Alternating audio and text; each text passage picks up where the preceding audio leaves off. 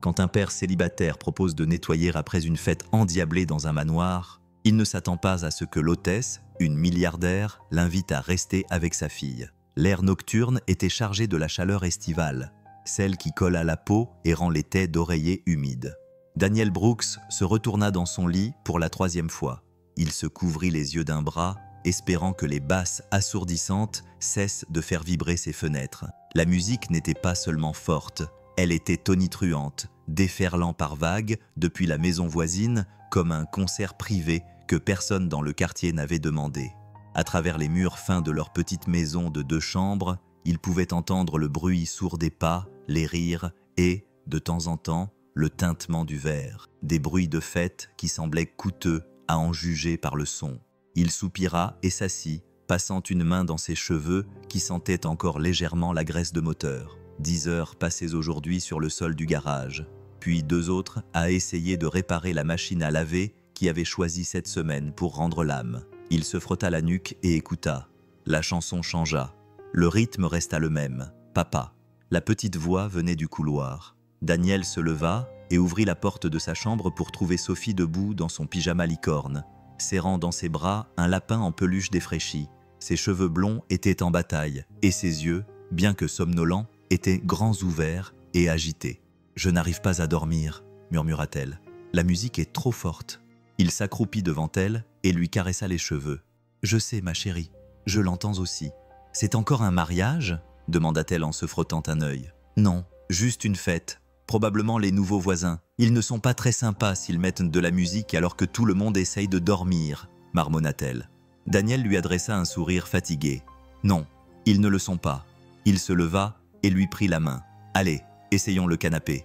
Il sera peut-être un peu plus calme en bas. » Ils se dirigèrent vers le salon, la fête continuant à résonner à travers les murs. Sophie se blottit sur ses genoux, la tête appuyée contre sa poitrine, et Daniel regarda par la fenêtre en direction du manoir.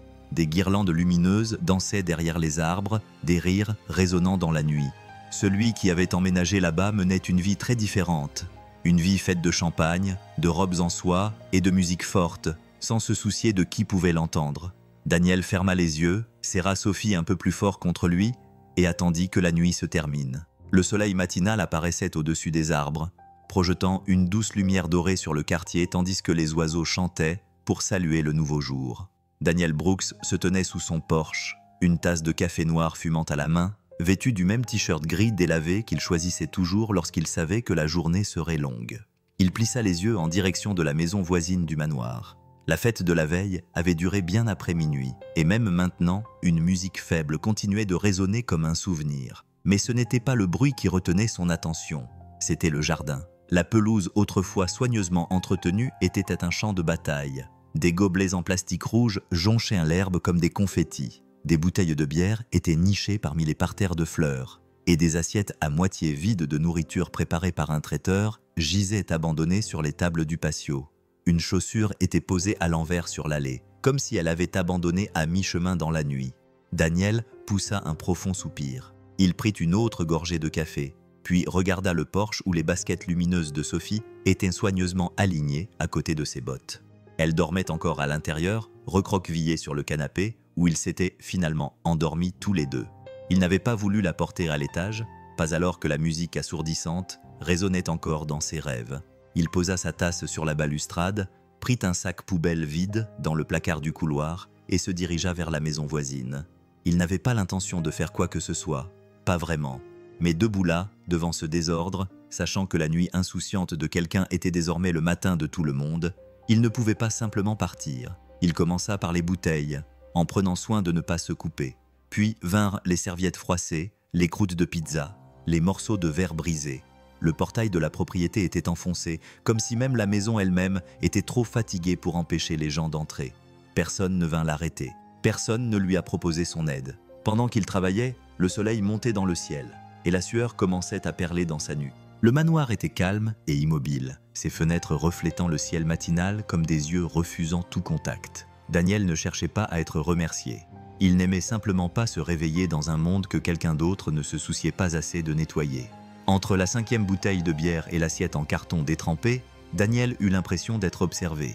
Il se redressa, protestant contre le fait d'être resté penché trop longtemps, et jeta un coup d'œil vers l'immense balcon qui surplombait la pelouse. Elle était là, pieds nus, les bras croisés, vêtue de ce qui semblait être une version à 1000 $ d'un pyjama. Un pyjama en soie pâle moulait sa silhouette élancée, et un chignon désordonné trônait sur sa tête comme une couronne assemblée à la hâte. Elle n'essayait pas de se cacher. Elle se tenait simplement là, le regard fixe, comme si elle avait oublié comment les gens étaient censés se comporter le matin. Leurs regards se croisèrent. Daniel lui fit un signe de tête polie. Rien de plus. Il ne s'arrêta pas de travailler. Il prit une autre tasse, la jeta dans le sac poubelle et continua. « Excusez-moi » appela la femme, la voix encore enrouée par le sommeil, mais teintée d'une confusion plus vive. « Peut-être » répondit Daniel en se retournant. « Bonjour » Elle s'approcha du bord du balcon, serrant ses bras plus fort autour de sa poitrine. « Que faites-vous » Il jeta un coup d'œil au sac poubelle, puis la regarda à nouveau. « Je nettoie. »« Je vois ça » répondit-elle en fronçant légèrement les sourcils. « Mais pourquoi » Daniel marqua une pause. Question légitime, raisonnable même. Il haussa les épaules. « Je me suis dit que quelqu'un devait le faire. » La femme regarda autour d'elle comme si elle voyait les dégâts pour la première fois. Elle plissa le nez en voyant une assiette de brochettes de crevettes désormais envahie par les fourmis. « Je n'ai demandé à personne de le faire. »« Je sais, » dit Daniel en l'interrompant gentiment. « Ne t'inquiète pas, je n'attends pas de remerciements, » dit-elle en clignant des yeux, visiblement peu habituée à ce que les gens n'aient besoin de rien d'elle. « Mais est-ce que je te connais ?»« Non, » répondit-il simplement en nouant le premier sac poubelle plein et en commençant un autre. « J'habite à côté. Tu as empêché ma fille de dormir la nuit dernière. » Son expression changea. Elle ouvrit la bouche pour répondre, puis la referma. Culpabilité, embarras, peut-être les deux. « Je ne m'étais pas rendu compte que c'était si bruyant, » dit-elle après une pause. Daniel esquissa un demi-sourire, sans méchanceté. Assez bruyant. Elle resta là, pieds nus et incertaine, le regardant comme un puzzle qu'elle ne s'attendait pas à trouver sur le pas de sa porte. Et Daniel continua simplement à nettoyer. Alina descendit les marches de pierre, prudente mais curieuse, son pantalon de pyjama en soie flottant dans la brise. Le béton frais la fit frissonner, mais elle ne retourna pas chercher ses chaussures. Elle ne pouvait s'empêcher de le regarder, cet homme aux mains calleuses et au comportement calme qui nettoyait son désordre comme s'il s'agissait du sien. Il était maintenant accroupi près de la haie, en train de repêcher ce qui semblait être une bouteille de champagne coincée dans les buissons. Elle s'arrêta à quelques mètres de lui, croisant les bras comme si cela pouvait lui redonner un peu d'autorité. « Vous n'êtes vraiment pas obligé de faire ça », dit-elle. Daniel leva les yeux, le regard ombragé par le soleil matinal. « Je sais.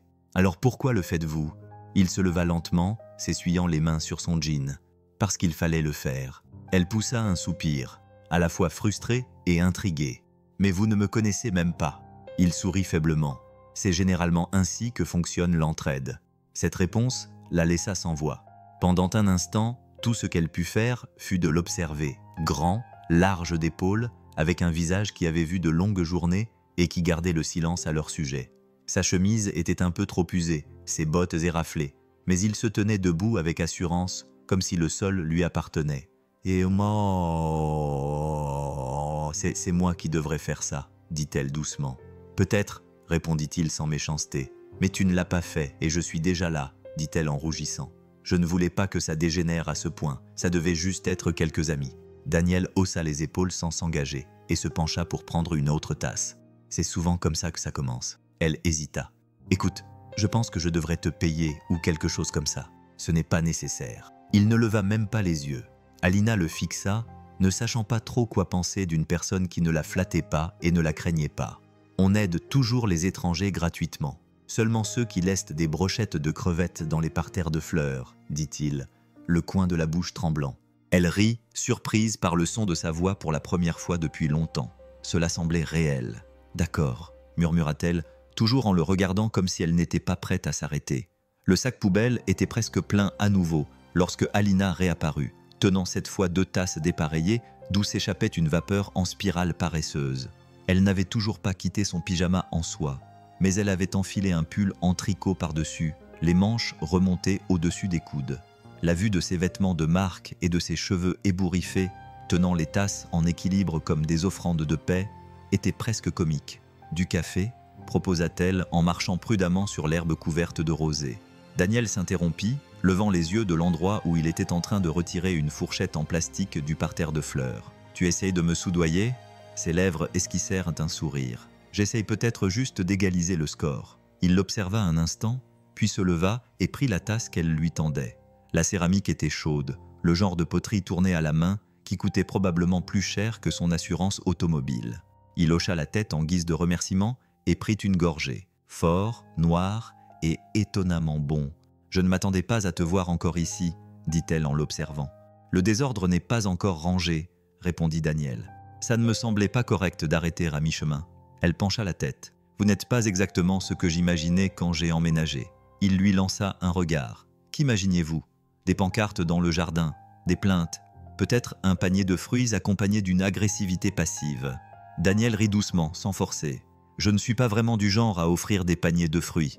Je commence à m'en rendre compte. » Elle but une gorgée de son café et ajouta « Vous ne savez vraiment pas qui je suis, n'est-ce pas ?» Daniel secoua la tête. « Devrais-je » Alina cligna des yeux. La plupart des gens le savent. La plupart des gens passent probablement plus de temps en ligne que sous le capot d'une voiture. Quelque chose dans cette réponse la fit rire à nouveau.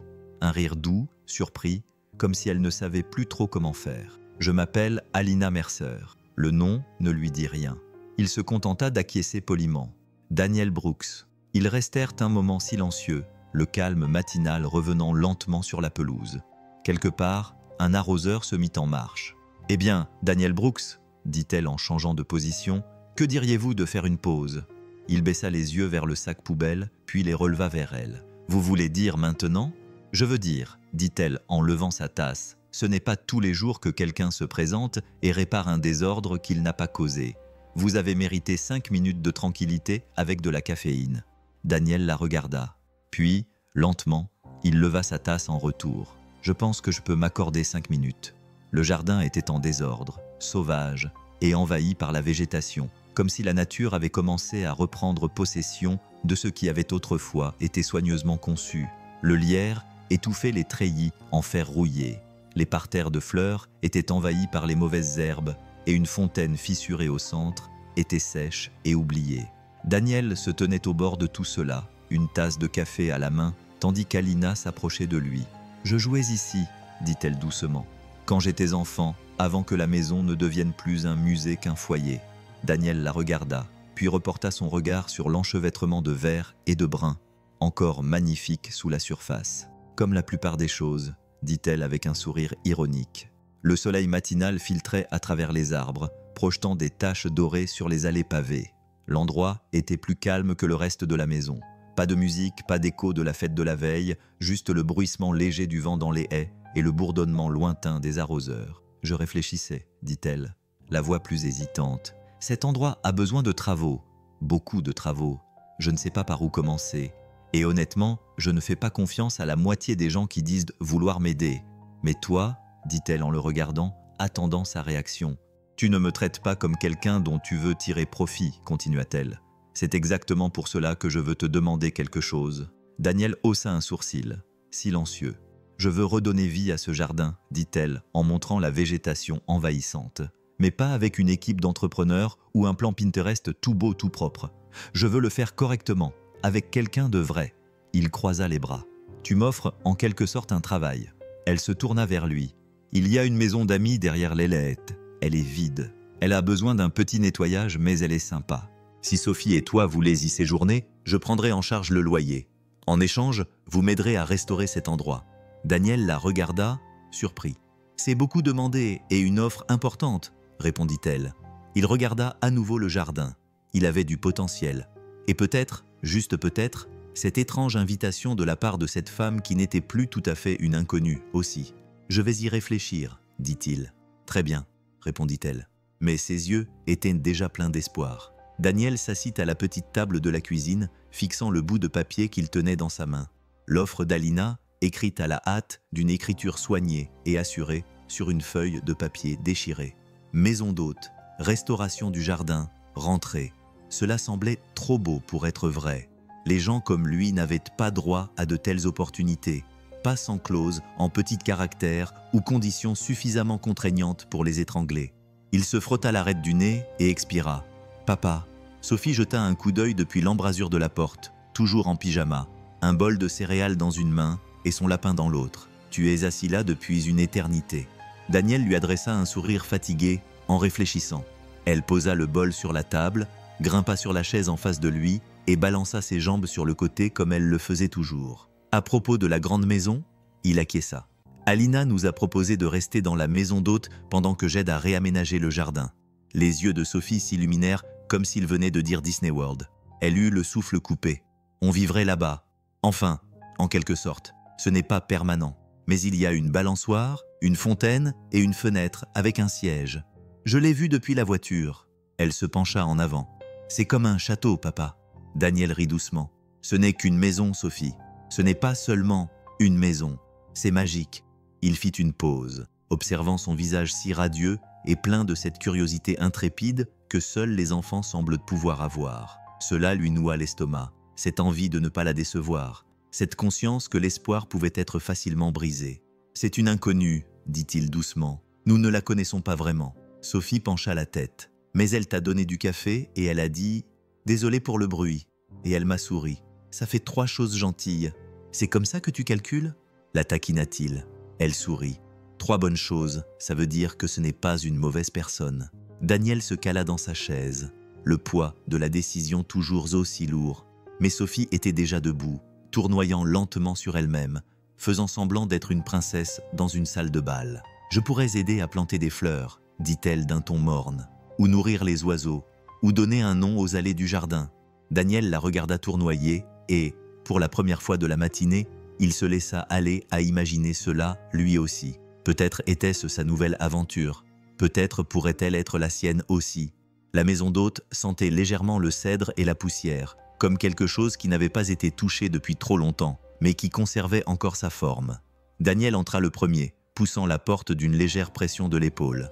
Un sac de voyage était suspendu à son bras. Sophie le suivait, les yeux écarquillés, observant chaque recoin, jetant un œil dans chaque pièce, comme si elle explorait une cachette secrète. Alina se tenait près de l'entrée, les bras croisés, mais sans froideur. Elle ressemblait plutôt à quelqu'un qui essayait d'être clair sans être désagréable. « Je l'ai fait nettoyer hier », dit-elle d'une voix calme. « Les draps sont propres, la cuisine est approvisionnée en produits de base et le chauffe-eau met 1 minute à chauffer. » Daniel acquiesça, jetant un coup d'œil à cet espace confortable, modeste par rapport au manoir, mais tout de même plus grand que leur ancien appartement.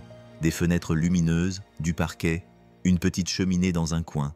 On s'y sentait en sécurité. « Merci », dit-il. Alina hésita avant de reprendre la parole. « Il y a certaines choses que je voudrais clarifier. » Il se tourna vers elle. « D'accord. » Son regard se posa sur Sophie, qui tournait maintenant en rond au milieu du salon, les bras écartés comme si elle pouvait voler. Alina attendit que Sophie soit un peu plus distraite, puis continua. « Premièrement, pas de photos de la maison, du terrain ou de moi. Je ne fais pas de presse et je ne veux pas commencer maintenant. » Daniel ne broncha pas. « Compris. Deuxièmement, pas de ragot sur moi, ni sur cet endroit. Si les gens vous demandent pourquoi vous êtes ici, dites-leur la vérité ou ne leur dites rien. Je m'en fiche. Tant que ça ne fait pas la une des journaux, dit-il en haussant un sourcil. Je n'ai pas l'intention d'écrire un blog, si c'est ce qui vous inquiète. » Un léger sourire effleura ses lèvres, mais seulement pendant 1 seconde. Dernière chose, je ne parle pas de ma famille, en particulier de mon père. Cela ne fait pas partie de cet accord. Daniel acquiesça lentement. Vos affaires vous regardent. Alina poussa un soupir, comme si elle s'était préparée à une réaction négative qui n'était jamais venue. Bien, dit-elle. Alors nous sommes d'accord. Oui. Elle regarda autour d'elle la petite maison, la voix adoucie. J'espère que cela suffira pour l'instant. Daniel regarda Sophie, qui faisait semblant de balayer une poussière imaginaire avec un vieux balai. C'est plus que suffisant, dit-il. Les premiers jours dans la maison d'hôte passèrent comme un rêve étrange dont Daniel n'était pas sûr de s'être réveillé. Chaque matin, la lumière du soleil pénétrait par les hautes fenêtres qui s'ouvraient sans coincer.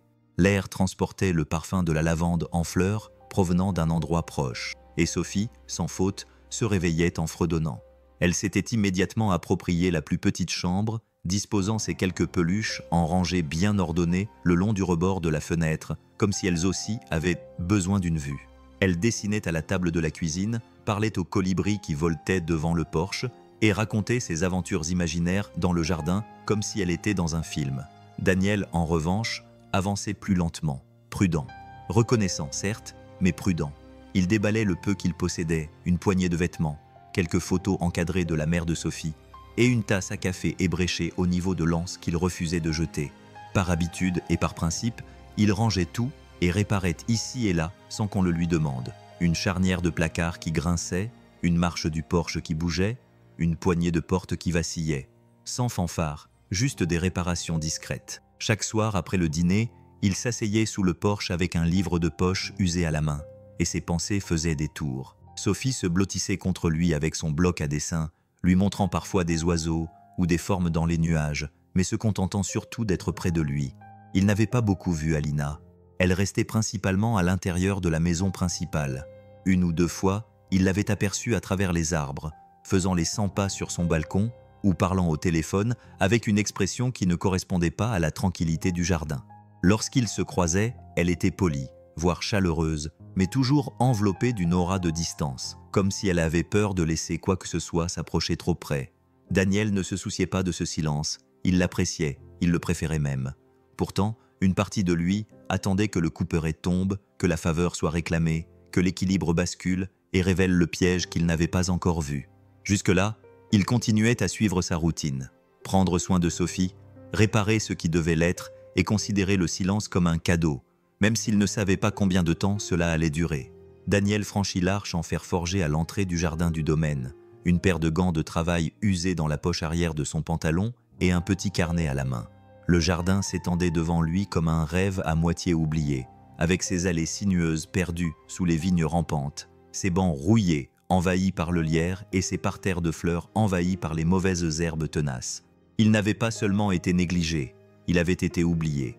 Il s'accroupit à côté de ce qui devait autrefois être un parterre de roses, désormais envahi par les ronces et les pissenlits. Ses doigts écartèrent doucement les broussailles, et bien sûr, elles étaient là, de minuscules boutons, luttant sous le désordre, essayant toujours de fleurir. Quelque chose dans cette image lui serra un peu le cœur. Pendant l'heure qui suivit, il erra, sans encore travailler, se contentant de marcher, d'observer, d'écouter. Le jardin était silencieux, à l'exception du chant des oiseaux et du bruissement occasionnel d'un écureuil se faufilant entre les branches.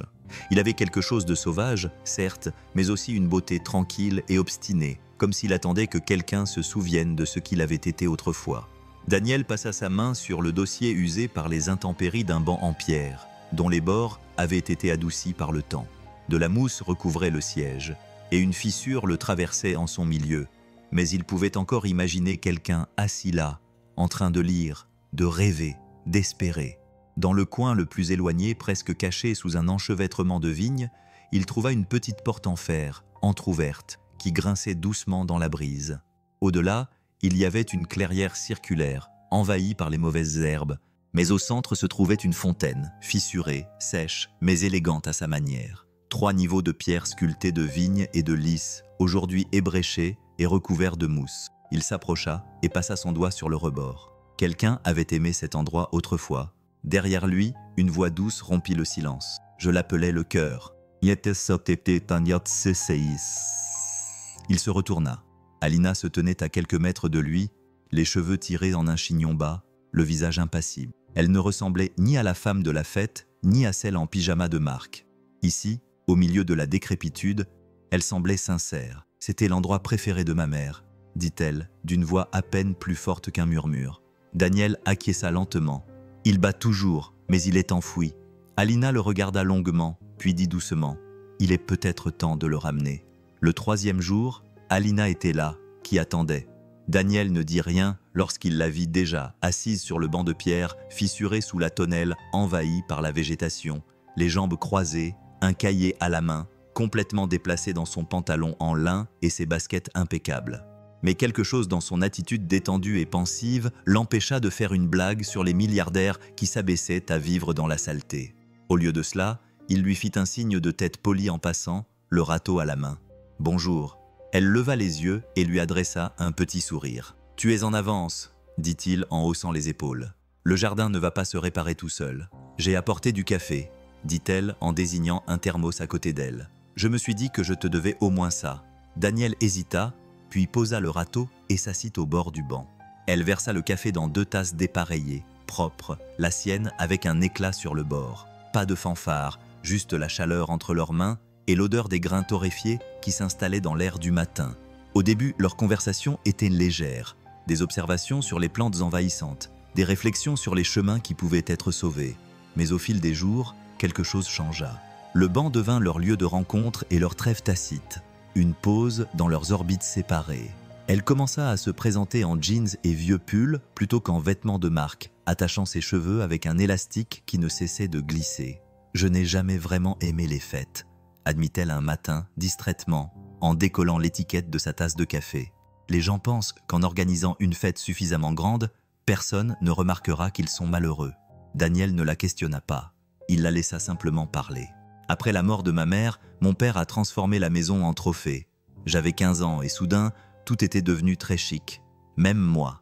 Daniel l'observa un instant, puis regarda le jardin. « On dirait que tu n'aimais pas être exposée. »« C'est vrai, » répondit-elle doucement. « Mais j'ai appris à faire semblant d'aimer ça. » Le silence s'installa entre eux, mais il n'était pas gênant. Le jardin bourdonnait autour d'eux, vivant dans son désordre, sa beauté brisée. Et pour la première fois depuis des années, Alina Mercer n'était pas seule sur le banc. Elle était juste une femme avec de la terre sur les genoux, un café à la main et quelqu'un à ses côtés qui n'attendait rien d'autre d'elle que d'être elle-même. Sophie avait toujours été curieuse, Daniel le savait, mais quelque chose dans le fait de vivre dans la maison d'hôte l'avait transformée en observatrice à plein temps. Elle observait tout. Comment le soleil frappait les fenêtres de la grande maison le matin, combien de temps les arroseurs fonctionnaient avant de s'éteindre, et surtout comment Alina se déplaçait dans le jardin. Cet après-midi-là, Sophie errait sur le chemin, un jus de fruits dans une main et un arrosoir en plastique rose dans l'autre. Elle aperçut Alina agenouillée près de la fontaine, tirant doucement sur les racines d'une mauvaise herbe tenace. De la terre maculait sa joue, et un rayon de soleil illuminait les reflets cuivrés de ses cheveux bruns. Sophie se tenait à quelques mètres de là, observant. « Tu as oublié une mauvaise herbe », dit-elle en la pointant du doigt avec son arrosoir. Alina leva les yeux, les coins de ses lèvres tremblant légèrement. « Ah bon ?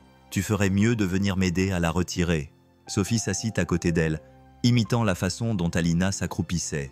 Elle se pencha en avant avec beaucoup de sérieux et commença à arracher un pissenlit à proximité. « Pourquoi tu ne mets pas de gants ?»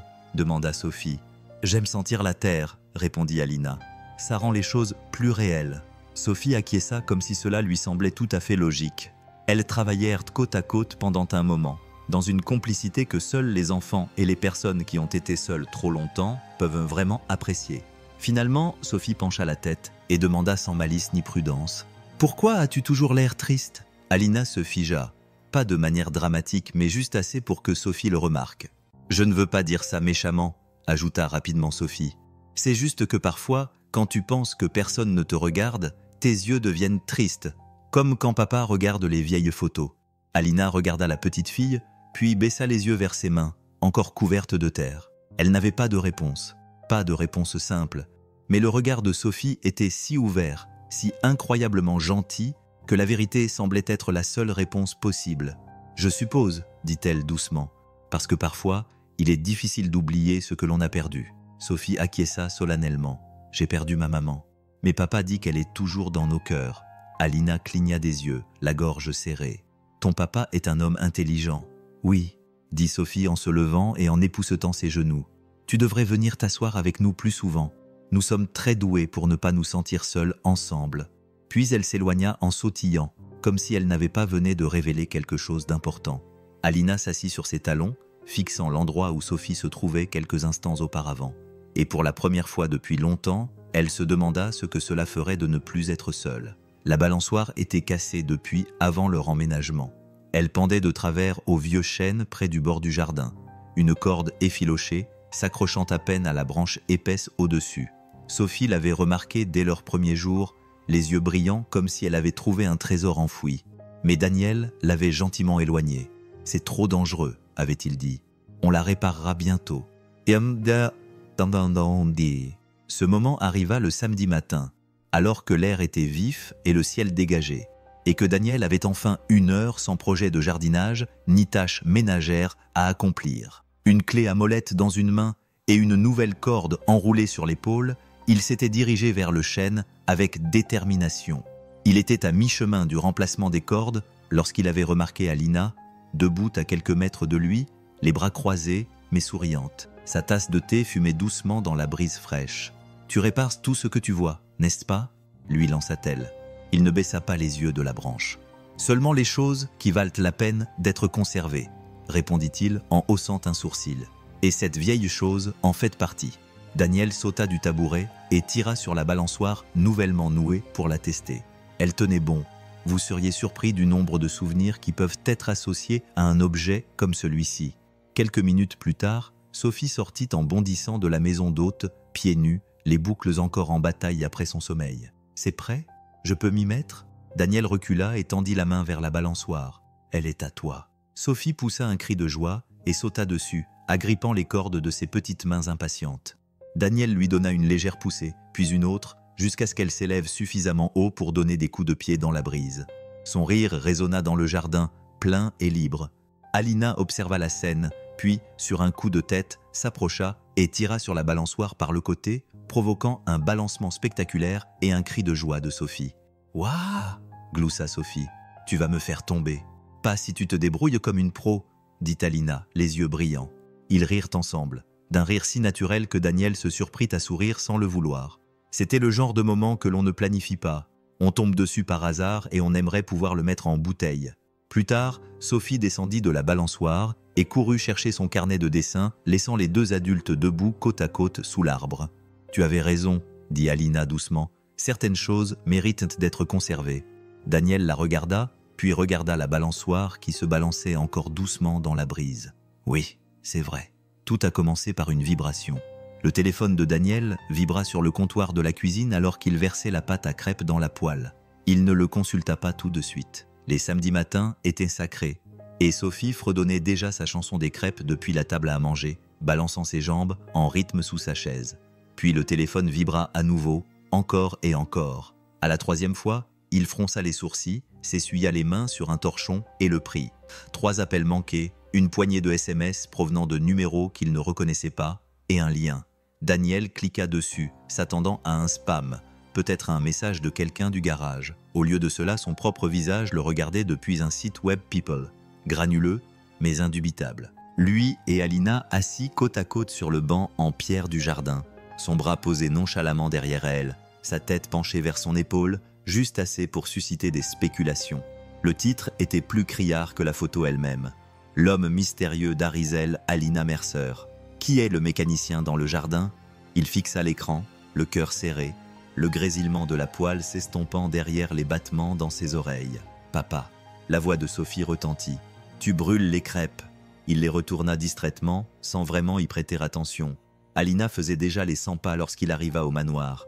Elle l'accueillit à l'entrée latérale, pieds nus et furieuse. Elle portait une robe de chambre en soie nouée autour de la taille et serrait son téléphone dans une main aux jointures blanchies. « Je suis désolée, » dit-elle avant qu'il n'ait le temps de parler. « Je ne savais pas que quelqu'un prenait des photos. » Daniel brandit son téléphone. « C'est partout, je sais. » Elle se frotta le front. « C'était quelqu'un de la fête de la première nuit. Ils ont dû revenir. Il s'est caché dans la propriété. Ma sécurité ne l'a pas remarqué. » Daniel croisa les bras. « Et maintenant, il pense que nous sortons ensemble. » Elle termina d'un ton neutre. « Ou pire, qu'on complote quelque chose. J'ai déjà reçu 3 appels de journalistes au bureau de mon père. » Daniel serra les mâchoires. « Et moi, je ne suis qu'un simple mécanicien avec un passé. Ils vont fouiller.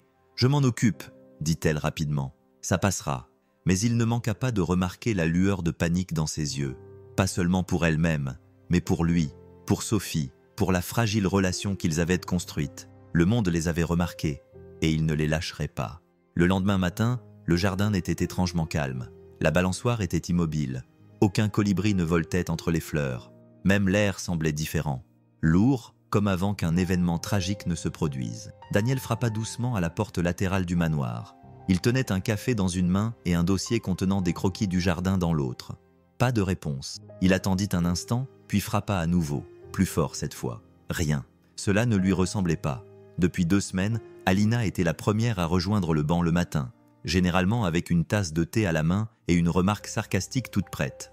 Mais là, c'était le silence. Il retourna à la maison d'hôte, essayant de ne pas trop y penser, mais en milieu d'après-midi, il n'en pouvait plus. Il lui envoya un SMS, puis un autre. Les 2 furent bien remis, aucun ne reçut de réponse. Finalement, alors que le soleil commençait à décliner, il l'aperçut à travers l'une des grandes fenêtres. Alina, seule, faisait les 100 pas, son téléphone collé à l'oreille. Elle ne leva pas les yeux. Le lendemain, un mot fut glissé sous la porte de la maison d'hôte, après avoir pris quelques jours pour gérer la presse. Veuillez ne pas travailler dans le jardin jusqu'à nouvel ordre. Pas de signature, pas d'explication. Daniel le lut 3 fois. L'écriture était la sienne, mais le ton était purement professionnel, froid, contrôlé, un mur d'encre. Sophie, perplexe, demanda où était passée mademoiselle Alina. Daniel ne savait pas quoi répondre, alors il mentit doucement. « Elle est juste occupée, ma puce, c'est tout. » Mais il savait bien que ce n'était pas le cas. Il l'avait déjà vu chez d'autres, chez lui-même. Ce n'était pas seulement de l'évitement, c'était une retraite. Plus tard dans la soirée, il la surprit enfin près du portail, emmitouflée dans un manteau malgré la douceur de la nuit, les lunettes de soleil cachant son visage alors que le soleil était couché depuis longtemps. « Alena » l'appela-t-il d'une voix douce mais ferme. Elle s'arrêta et se retourna lentement. « Daniel, tu ne devrais pas être ici. Pourquoi tu me repousses ?» Elle hésita. « Parce qu'ils sont déjà en train de tourner autour. Les gros titres, les spéculations, ça commence. Ils s'en prendront à toi ensuite. Ton travail, ta fille, ta vie privée. J'essaie de te protéger. » Il a secoué la tête en me claquant la porte au nez. « Je ne sais pas comment faire autrement, » murmura-t-elle. Sur ces mots, elle se retourna et s'éloigna, ses talons claquant sur le chemin pavé, laissant Daniel seul dans l'obscurité. Son café était froid dans sa main. Daniel ne claqua aucune porte. Il ne sortit pas en trombe, ne cria pas et n'exigea pas de réponse. Ce n'était pas son genre. Au lieu de cela, les adieux commencèrent par petits morceaux, en silence. Il commença par plier les dessins de Sophie, ceux qui étaient collés sur le réfrigérateur de la maison d'amis, et les glissa dans une enveloppe en papier craft. Ses chaussures étaient alignées près de la porte, et il les rangea soigneusement dans un sac en papier. Sans précipitation, sans drame, juste des gestes calmes mais lourds de sens. Il n'en avait pas encore parlé à Sophie. Non pas parce qu'il voulait mentir, mais parce qu'il ne trouvait pas les mots justes. Pas alors qu'elle se réveillait encore en demandant s'il pouvait aller arracher les mauvaises herbes dans le jardin de mademoiselle Alina, ou si la balançoire avait besoin d'être réparée à nouveau. Il se disait que c'était pour le mieux, que ce monde, le monde d'Alina, n'était pas fait pour des gens comme lui.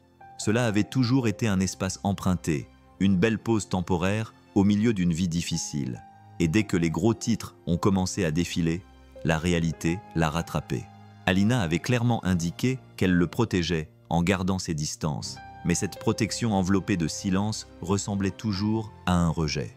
Le 3e matin, sans un mot de sa part, Daniel sortit tôt dans le jardin, bien avant que le soleil ne soit complètement levé.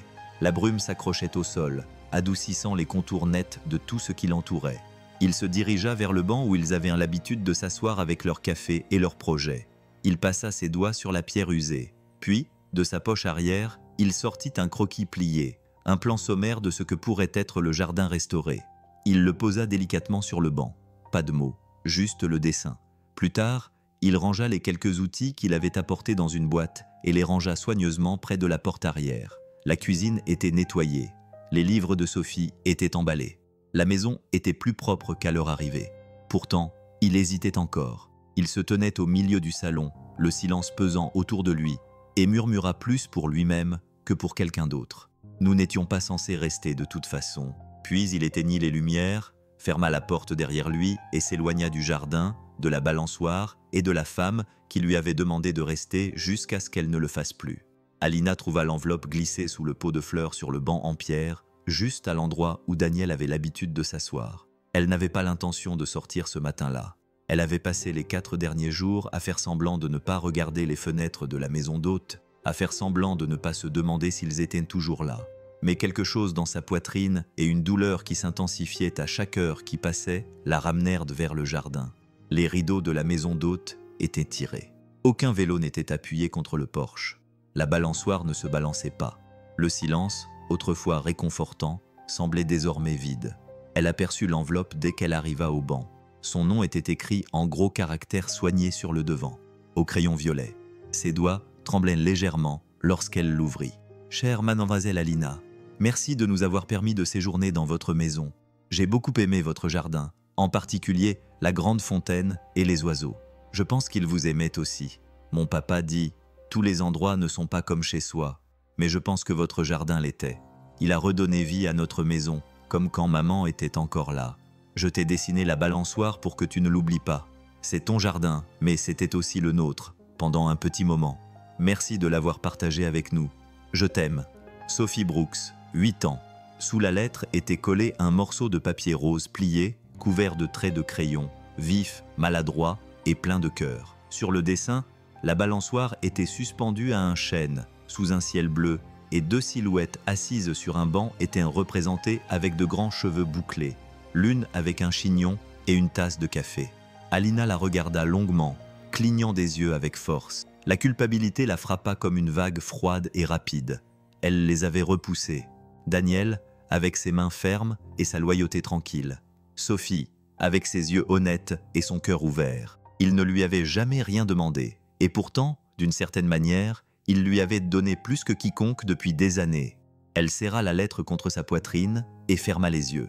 Pour la première fois depuis longtemps, Alina Mercer pleura. Non pas à cause de la pression, d'une perte ou des gros titres, mais parce qu'il lui manquait et qu'elle ne savait pas comment réparer ce qu'elle venait de briser. La maison était silencieuse. Seules les vieilles maisons pouvaient amplifier chaque son, allonger chaque ombre et la rendre délibérée. Alina marcha pieds nus sur le sol en marbre froid, sa robe de chambre en soie traînant derrière elle comme un fantôme. Les lumières de la maison d'hôte étaient toujours éteintes. Elle avait vérifié à nouveau. Elle errait sans but. Elle passa devant des pièces remplies d'antiquités et de souvenirs qui n'appartenaient plus à personne. Elle passa devant des photographies au sourire figé. Elle passa devant des portraits de son père, raides et épargnés par le temps. Elle ne voulait pas de ce silence. Pas ce soir. Sans y penser, ses pas la menèrent à la salle de musique. La porte grinça lorsqu'elle l'ouvrit. Le piano à queue trônait au centre, baigné par la lumière de la lune qui filtrait à travers les hautes fenêtres. La poussière s'était accumulée dans les coins. Les touches n'avaient pas été touchées depuis plus longtemps qu'elle ne voulait l'admettre. Elle le fixa, figé pendant un instant. Puis elle traversa la pièce et s'assit sur le banc. Ses doigts planèrent au-dessus des touches, hésitants. Puis, ils commencèrent lentement à bouger. La mélodie était douce au début, comme si elle aussi n'était pas sûre d'être mémorisée. Puis elle se déploya note après note jusqu'à ce que la pièce se remplisse d'un son grave et douloureux. Ce n'était pas raffiné, ce n'était pas parfait, mais c'était réel. Alina ferma les yeux. Elle l'avait écrite à 17 ans, quelques semaines après les funérailles de sa mère, enfermée dans cette même pièce, tandis que le reste du monde continuait à tourner. C'était la seule façon qu'elle connaissait pour dire au revoir. Son père ne l'avait jamais entendue. Personne ne l'avait entendue. Après cela, le piano devint une autre relique dans une maison pleine d'objets intacts. Mais ce soir-là, il était une voix, une chanson sur la perte, le désir, les questions sans réponse, un jardin autrefois aimé, une petite fille avec ses dessins au crayon, un homme qui réparait ce que personne d'autre ne voyait comme cassé. Les dernières notes restèrent dans l'air comme un souffle retenu trop longtemps, puis disparurent dans l'obscurité. Alina posa ses mains sur ses genoux, tremblante. Pour la première fois depuis son enfance, elle ne se sentait pas comme une Mercer, une Aéris ou un problème à résoudre. Elle se sentait simplement comme une fille et peut-être comme quelqu'un qui ne voulait plus être seule. Le ciel prit cette teinte gris foncé et artificielle qui incitait les gens à interrompre leurs activités et à lever les yeux. L'air semblait étrange, humide, chargé, comme s'il retenait son souffle. Daniel le remarqua dès qu'il sortit de la maison d'hôte. L'imperméable de Sophie était drapé sur son bras.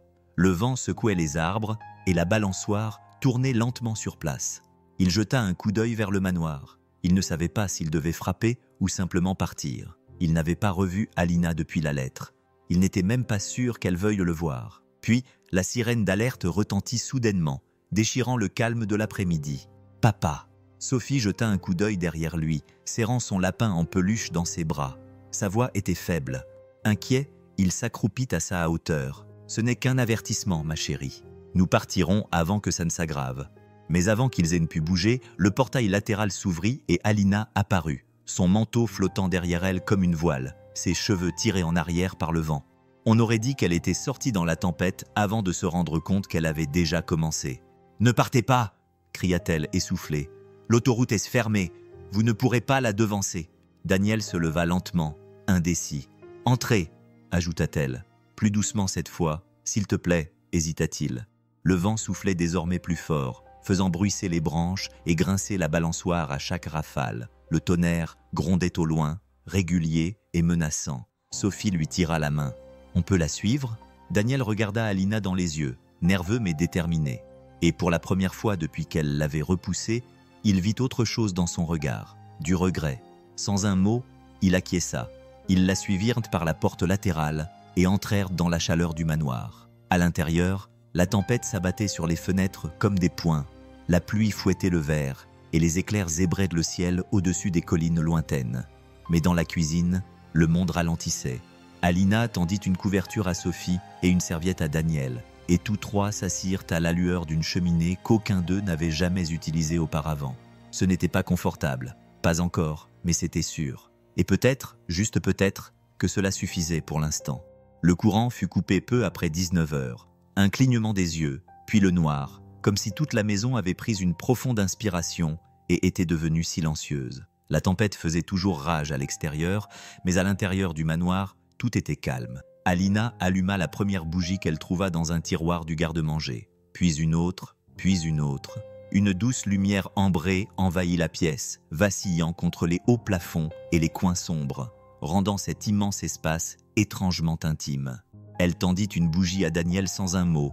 Ils étaient maintenant assis dans la bibliothèque, la tempête étouffée par les murs épais et les vieilles fenêtres. Sophie s'était endormie, recroquevillée sous une couverture sur le canapé, son lapin blotti sous son menton.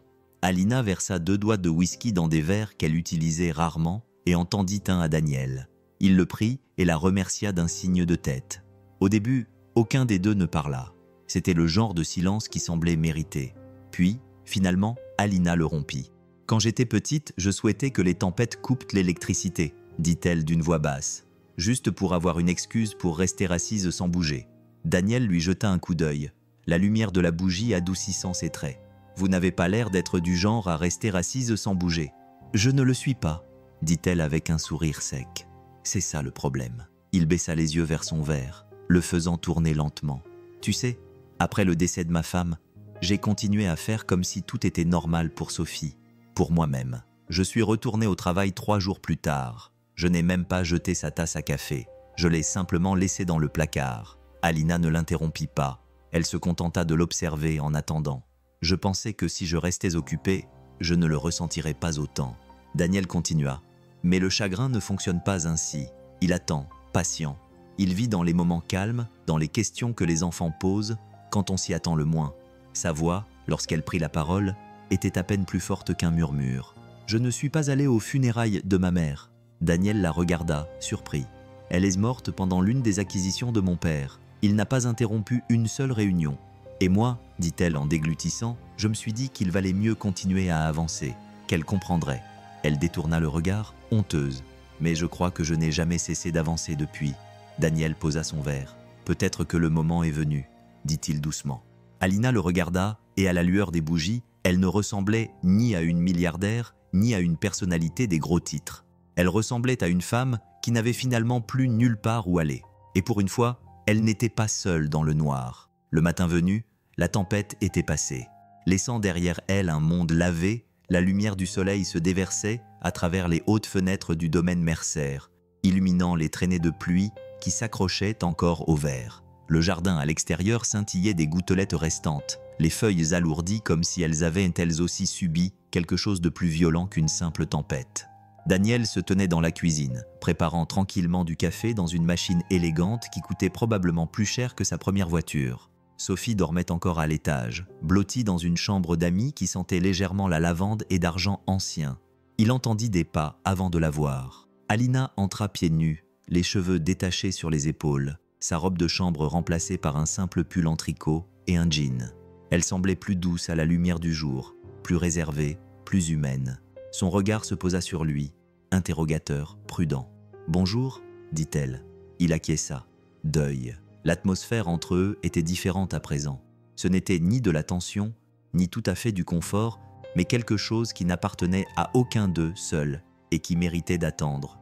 Peut-être une compréhension mutuelle. « Je te dois des excuses » dit-elle en enroulant ses doigts autour d'une tasse, « pour la façon dont j'ai géré les choses en te repoussant. » Le silence. Daniel s'appuya contre le comptoir, les bras croisés, mais ouverts. Il ne dit rien pour l'instant. Il la laissa continuer. « Je pensais te protéger, toi et Sophie, des médias, de ma vie. » Elle baissa les yeux, mais en réalité, je ne faisais que me protéger moi-même.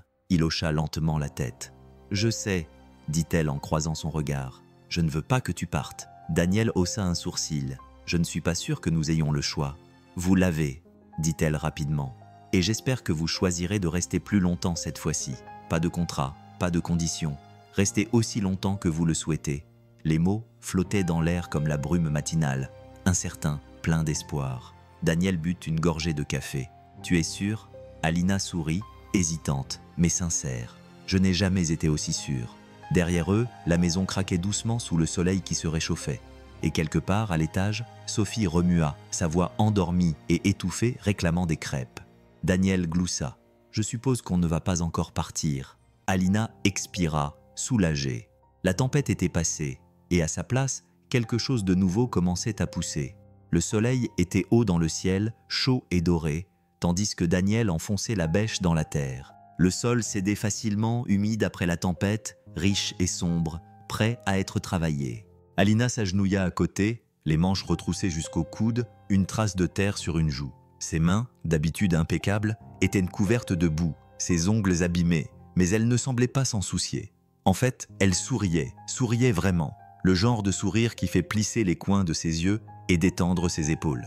Ce matin-là, il plantait la première partie du jardin, juste après la fontaine cassée que Sophie avait autrefois qualifiée de cœur. « C'était ton idée », dit Alina, en jetant un coup d'œil sur le côté, tandis qu'elle installait délicatement un plant de lavande. « Tu aurais dû me prévenir que cela impliquait autant de saleté. » Daniel sourit. « Je pensais qu'un milliardaire savait comment fonctionnait le jardinage. » Elle lui donna un petit coup d'épaule. « Nous sous-traitons tout, tu te souviens ?»« Eh bien, » dit-il en tassant la terre autour d'un pied de lavande. « Tu t'en sors très bien. » Ils travaillaient en rythme, côte à côte. Le silence entre eux était rempli du bruit des pelles, du chant des oiseaux et du rire de Sophie qui résonnait faiblement depuis l'endroit où elle jouait près de la balançoire. Tout semblait naturel, sans précipitation, comme s'ils avaient déjà fait cela 100 fois auparavant.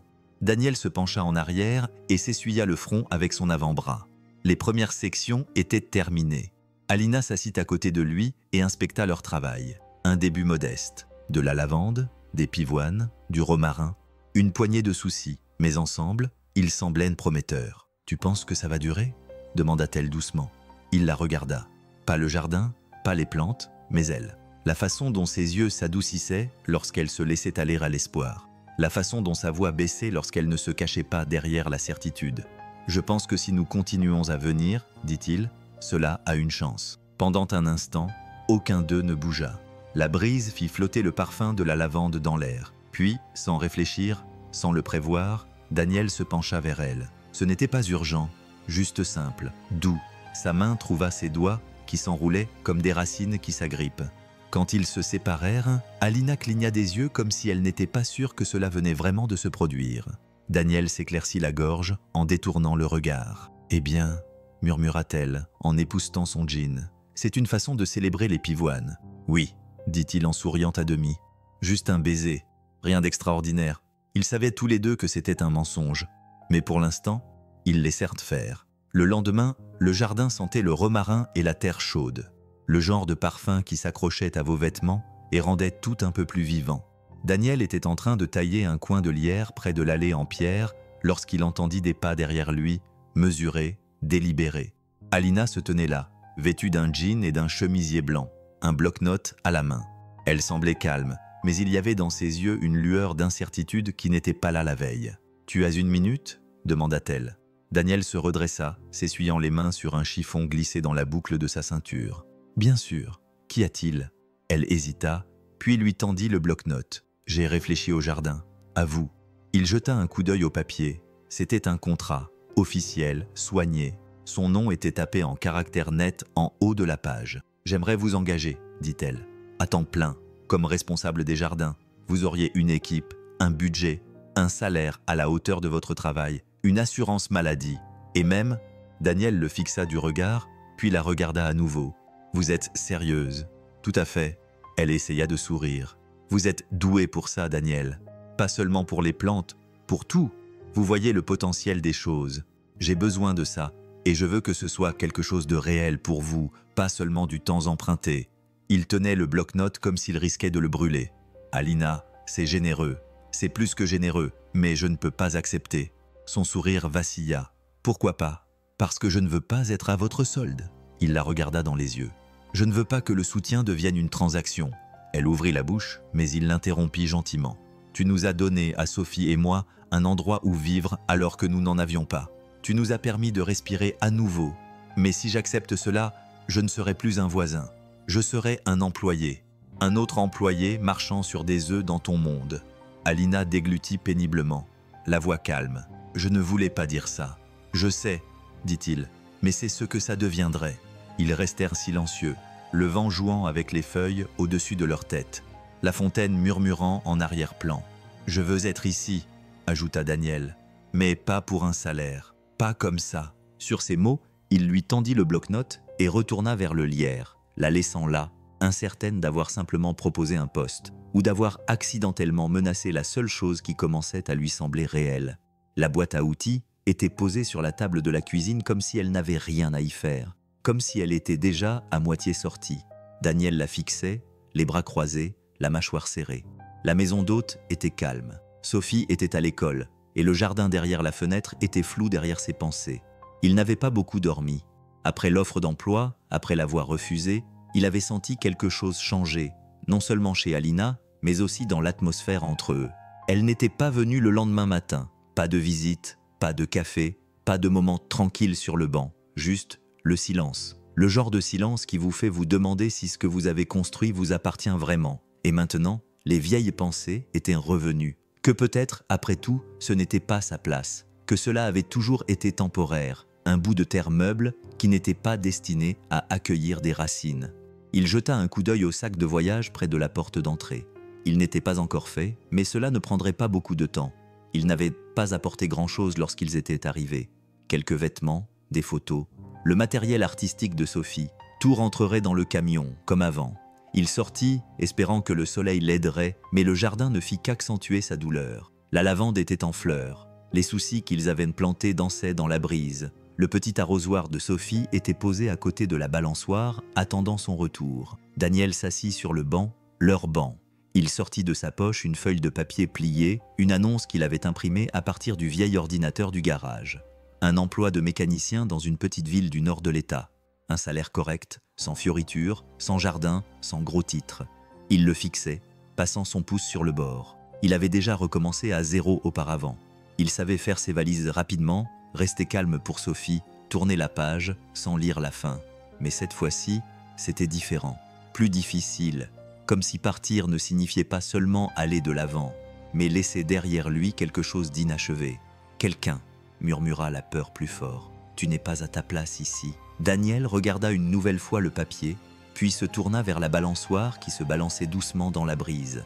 Il ne voulait pas fuir, mais il n'était plus sûr que rester ait un sens. Et pour la première fois depuis son arrivée, il se sentait vraiment incertain quant à l'endroit où lui et Sophie avaient leur place. La voiture noire arriva sans prévenir. Elle franchit les grilles du domaine comme si elle était chez elle, rutilante, le moteur ronronnant doucement. Daniel la vit depuis le jardin, accroupi près des rosiers, les mains enfoncées dans la terre. Il se leva lentement, s'essuyant les mains sur son jean, tandis que le véhicule élégant s'arrêtait devant la grande entrée du manoir. Un homme grand, aux cheveux argentés, impeccablement vêtu d'un costume bleu marine sur mesure qui coûtait probablement plus cher que ce que Daniel gagnait en 3 mois. Tout en lui respirait le contrôle, la précision, le pouvoir. Même de loin, Daniel savait que c'était le père d'Alina. Alina apparut à la porte quelques secondes plus tard, la voix basse et tendue. Elle ne l'embrassa pas, ne sourit pas. Au lieu de cela, elle s'écarta, le laissant passer le seuil comme si cela lui faisait physiquement mal. Daniel retourna dans le jardin, mais ne travailla pas. Pas vraiment. Ses mains bougeaient, mais ses oreilles restaient tournées vers la maison, vers ce sentiment dans son ventre que quelque chose était en train de changer à nouveau, et pas dans le bon sens. Plus tard dans l'après-midi, alors que les nuages commençaient à envahir la cime des arbres, l'homme sortit. Daniel leva les yeux de sa brouette remplie de déchets verts lorsque des pas crissèrent sur le gravier. L'homme marchait d'un pas décidé, s'arrêtant à quelques mètres de lui, les mains derrière le dos, tel un général inspectant son terrain. « C'est vous qui séjournez dans la maison d'hôte, dit-il. Ce n'était pas une question. » Daniel se redressa. « Daniel Brooks. »« Brooks, » répéta l'homme. « Mécanicien, m'a-t-on dit. » Daniel acquiesça. « Oui, monsieur. » L'homme pencha la tête, le regard perçant. « Et depuis combien de temps fréquentez-vous ma fille ?» Daniel serra les mâchoires. Nous sommes voisins. Je l'aide à entretenir son jardin. Ah, le mot resta suspendu dans l'air, empreint d'un mépris poli. Et vous avez trouvé le moyen d'entrer chez elle, de gagner sa confiance. Daniel soutint son regard sans ciller. C'est elle qui nous a invités. Je n'ai rien demandé. Les gens comme vous ne le font généralement pas, répondit l'homme avec douceur. Pas au début. Une vague de colère monta dans la poitrine de Daniel, mais il garda une voix calme. Je tiens à elle, et Sophie et moi essayons simplement de vivre notre vie tranquillement. L'homme plus âgé esquissa un sourire. La tranquillité ne dure pas dans ce monde. Pas autour d'Alina, dit-il en se retournant, la conversation terminée. Elle a toujours été attirée par les choses brisées. Assurez-vous simplement de ne pas être celui qui les brise cette fois-ci. Sur ces mots, il retourna vers la maison, laissant Daniel dans le jardin, le cœur battant, les poings serrés, se demandant combien de batailles il devrait encore mener pour avoir le droit de rester. La conférence de presse n'était pas prévue. Elle n'avait pas été préparée ni répétée. Elle ne faisait partie d'aucune campagne ni d'aucun changement stratégique de l'entreprise. Il s'agissait simplement d'Alina Mercer sortant de sa propriété, descendant les marches en pierre et faisant face au flash des appareils photo rassemblés devant le portail. Elle ne s'était pas présentée devant les médias depuis près de 3 ans. Mais aujourd'hui, ils étaient déjà là, tournoyant comme des vautours depuis l'arrivée de son père, bruissant de rumeurs sur le mécanicien et les aérons, transformant des demi-vérités en gros titres qui envahissaient tous les fils d'actualité. Daniel observait depuis la maison d'hôte, figée sur le porche. Sophie jouait à l'intérieur, inconsciente de la situation. Il ne savait pas qu'elle allait le faire. Personne ne le savait. Un membre du personnel plaça un seul micro sur un pied juste devant le portail. Les journalistes se sont précipités vers elle, lui criant des questions, les flashs crépitant comme des feux d'artifice. Alina n'a pas bronché. « Je ne suis pas ici pour répondre à des spéculations », a-t-elle commencé d'une voix calme mais ferme. « Je suis ici pour y mettre fin. » La foule s'est calmée, prise au dépourvu par sa présence, par la clarté de son regard. Pendant des années, j'ai laissé les autres raconter mon histoire. Ma famille, la presse, les investisseurs. Je suis restée silencieuse parce que le silence était plus sûr, plus propre. Son regard balaya la foule, mais le silence n'est pas synonyme de vérité. Elle fit une pause, prit une inspiration. Oui, Daniel Brooks reste dans cette propriété. Oui, il m'a aidé à redonner vie à un jardin que j'avais abandonné il y a longtemps. Oui, sa fille est là aussi. Elle a 8 ans et elle en sait plus sur la gentillesse que la plupart des gens qui nous prennent en photo. Les journalistes griffonnaient frénétiquement, mais Alina ne s'est pas arrêtée. Daniel n'a pas demandé à faire la une des journaux. Il n'a pas demandé à faire partie de mon monde. Il s'est simplement présenté. Il m'a aidé. Il est resté honnête, alors qu'il avait toutes les raisons de ne pas l'être. Et si vous vous demandez ce que cela signifie pour Mine, vous devriez peut-être vous demander pourquoi vous trouvez l'honnêteté si suspecte. Elle recula légèrement, les épaules droites. Je ne fuis plus. C'est ma vie, mon choix, et je ne m'excuserai pas pour les personnes que je choisis de laisser rentrer dans ma vie. Sur ces mots, elle se retourna et rentra à l'intérieur. Daniel expira, toujours debout sous le porche, le cœur à la fois comblé et douloureux. Ce n'était pas seulement une défense, c'était une invitation. Le soleil se couchait, projetant de longues rayons dorés sur les chemins irréguliers du jardin. L'air sentait la terre et le romarin, et les soucis nouvellement plantés brillaient comme de petites lanternes dans la lumière déclinante. Daniel avait étendu une vieille couverture à carreaux près de la fontaine, toujours fissurée, toujours sèche, mais plus propre maintenant, comme si elle avait attendu quelque chose. À côté de lui se trouvait un panier de pique-nique rempli de sandwichs, de tranches de pommes et des 2 dernières canettes de soda du réfrigérateur de la maison d'hôte. Ce n'était pas très raffiné, mais c'était suffisant. Sophie courut pieds nus dans l'herbe, ses boucles rebondissant tandis qu'elle disposait soigneusement des assiettes en carton en cercle. Comme toujours, elle fredonnait une mélodie qu'elle avait probablement inventée le matin même. Alina arriva quelques minutes plus tard, silencieuse mais souriante, vêtue d'une robe en coton et sans maquillage. Elle semblait plus elle-même qu'elle ne l'avait été depuis des semaines. Lorsqu'elle vit la couverture et la nappe, son regard s'adoucit. « Tu t'es vraiment donné du mal », dit-elle gentiment.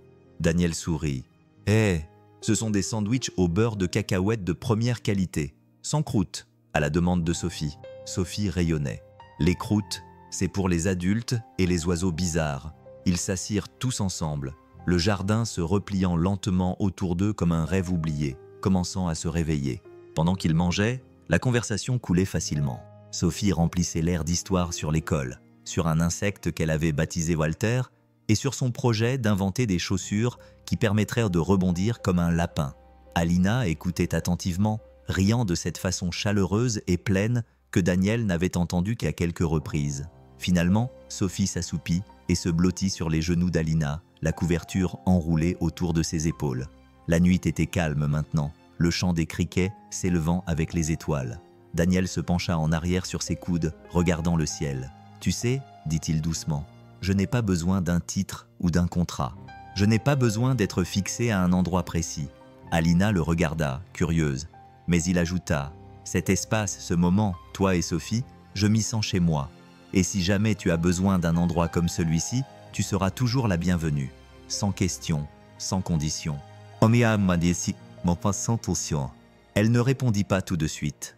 Elle tendit simplement la main, prit la sienne dans la sienne et la serra comme si elle savait déjà. La promesse était simple, mais suffisante.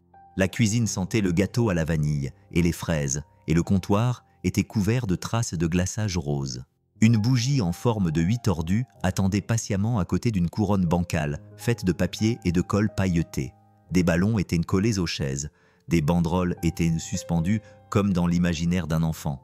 Et Sophie se tenait au centre de tout cela, coiffée d'une grande tiare et arborant le sourire le plus fier que Daniel lui ait vu depuis des mois. « C'est le meilleur anniversaire de ma vie », déclara-t-elle, les mains sur les hanches.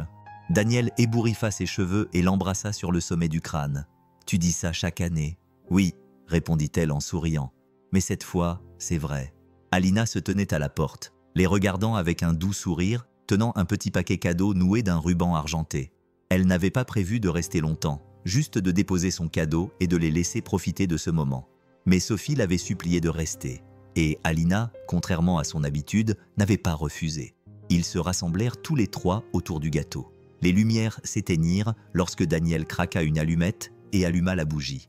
La flamme vacilla, projetant une lueur chaleureuse sur les grands yeux de Sophie. « Allez, la fille est dansée l'anniversaire, » dit Daniel. « Fais un vœu. » Sophie ferma les yeux, les mains jointes, le visage crispé par la concentration. Puis, elle souffla la bougie d'un seul souffle régulier. « Qu'est-ce que tu as souhaité ?» La taquina Daniel en la poussant du coude. « Tu n'es pas censé le dire, » répondit-elle en souriant. « Mais peut-être juste un indice ?» demanda Alina, accroupie à côté d'elle. Sophie les regarda toutes les deux, puis elle regarda autour d'elle la cuisine, le gâteau, les ballons, les rires qui avaient rempli la journée. « J'ai souhaité, dit-elle prudemment, que notre maison reste toujours pleine. Pas grande, juste pleine, avec des gens qui ne partent pas. » Le sourire d'Alina vacilla légèrement. L'atmosphère changea. Sophie, inconsciente, se remit à couper des parts de gâteau inégales. Mais Daniel remarqua la lueur dans les yeux d'Alena. Quelque chose de fragile, quelque chose d'ancien, un souvenir peut-être, ou de la culpabilité, ou du chagrin. Elle se détourna sous prétexte de verser du jus, clignant des yeux un peu trop vite. Daniel s'approcha d'elle et baissa la voix. « Ça va ?» Elle acquiesça, mais ne le regarda pas. « Je vais bien, c'est juste que c'est un grand souhait. » Et elle l'a dit comme si elle pensait qu'il pouvait réellement se réaliser. La voix de Daniel était douce. « Peut-être que ça peut se réaliser. » Alina ferma les yeux un instant, puis expira. « Peut-être que ça pourrait se réaliser. » Mais ce genre de souhait exigeait plus qu'une maison pleine. Il fallait un cœur plein. Le jardin était maintenant en pleine floraison. La lavande bordait les bords du chemin de pierre. Le marold se dressait, haut et doré. Et la fontaine, autrefois sèche et oubliée, bouillonnait doucement, retrouvant une nouvelle vie. Ce n'était pas parfait. Certains coins étaient encore nus, certains coins étaient sauvages. Mais il était vivant, entretenu, aimé.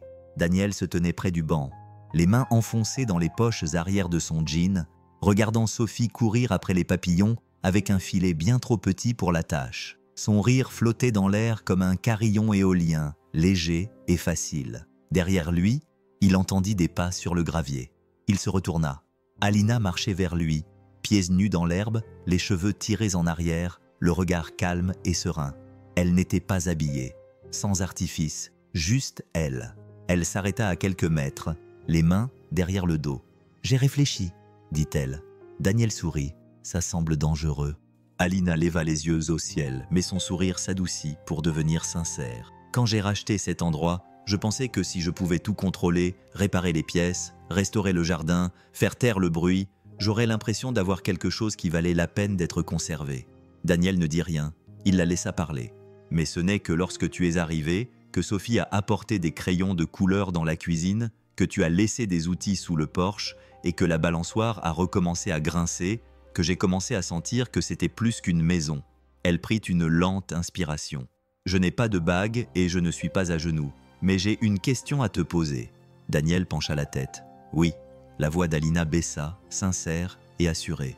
Veux-tu construire une vie avec moi, même si c'est compliqué, même si je fais encore des erreurs parfois? Il la regarda vraiment cette femme qui était passée de la réserve à l'ouverture, de la distance à la présence. Qui avait laissé Sophie entrer? Qui l'avait laissée entrer? Pas d'un seul coup, mais suffisamment pour que cela compte. Daniel tendit la main, écarta une mèche de cheveux de sa joue et sourit. Compliqué, ça me va très bien. Alina eut le souffle coupé par le soulagement, le rire, quelque chose entre les larmes et la joie. Elle s'approcha de lui, leurs fronts se touchant comme une promesse. Autour d'eux, le jardin s'épanouissait, et quelque chose d'autre aussi. Le lendemain matin était calme, d'un calme agréable. Le genre de calme qui semble mériter, enveloppé de soleil et d'une douce brise, pas celui qui suit les claquements de porte ou les non-dits. Daniel se tenait pieds nus dans la cuisine, retournant des pancakes, tandis que Sophie griffonnait des étoiles et des cœurs au dos d'une liste de courses. La radio diffusait une musique douce, datant d'il y a plusieurs décennies, et l'odeur de la pâte chaude emplissait la pièce. Il n'avait pas besoin d'un grand projet. Il n'avait pas besoin d'un calendrier, de titres ou d'un plan pour le reste de sa vie. Tout ce dont il avait besoin était là. Le rire de sa fille qui s'étalait du sirop sur le nez, le grincement du robinet qui avait encore besoin d'être réparé, et le bruit de la porte moustiquaire qui s'ouvrait derrière lui, comme si elle appartenait à un souvenir. Alina entra, vêtue d'une de ses chemises en flanelle sur son legging, les cheveux encore humides après la douche, les yeux encore endormis. « Tu es debout tôt », dit Daniel en lui tendant une tasse de café avant même qu'elle ne le demande. « J'ai senti l'odeur des crêpes », répondit-elle, puis elle se pencha pour l'embrasser sur la joue. « Et toi ?» Sophie leva les yeux de son dessin. « Est-ce qu'on va passer une journée normale ?» Daniel jeta un coup d'œil à Alina, puis à sa fille. « Oui, une journée normale, pas ennuyeuse, une journée comme les autres. »« Et tu restes ?» demanda-t-elle d'une petite voix, comme si elle avait encore besoin d'être rassurée. Il s'agenouilla à côté d'elle et acquiesça. « Je dis oui au jardin, à cette cuisine, aux pancakes avec trop de sirop, et à toutes les petites choses qui font que je me sens chez moi. » Alina se pencha dans l'embrasure de la porte, les regardant, le cœur rempli de joie. Plus tard, Daniel réparerait ce robinet qui coulait. Il tondrait la bande d'herbe inégale derrière la balançoire. Il emmènerait Sophie à l'école, s'arrêterait au garage et ferait les courses sur le chemin du retour. Ce ne serait pas spectaculaire. Il n'y aurait pas de projecteur, juste un rythme fait de rire, de café et de silence partagé. Il n'avait pas dit oui à un moment, mais à une vie bien remplie. Une vie désordonnée, honnête et profondément enracinée dans toutes ces petites choses que la plupart des gens négligent. Et enfin, il était exactement là où il voulait être. 1 an plus tard, le jardin n'avait plus rien à voir avec celui que Daniel avait découvert lorsqu'il s'était tenu pour la première fois parmi ses parterres, envahis par la végétation, contemplant les mauvaises herbes et les pierres brisées. Maintenant, il respirait. La lavande débordait les bords des allées en vagues douces. Les rosiers grimpants s'enroulaient autour des treillis comme s'ils avaient toujours été là.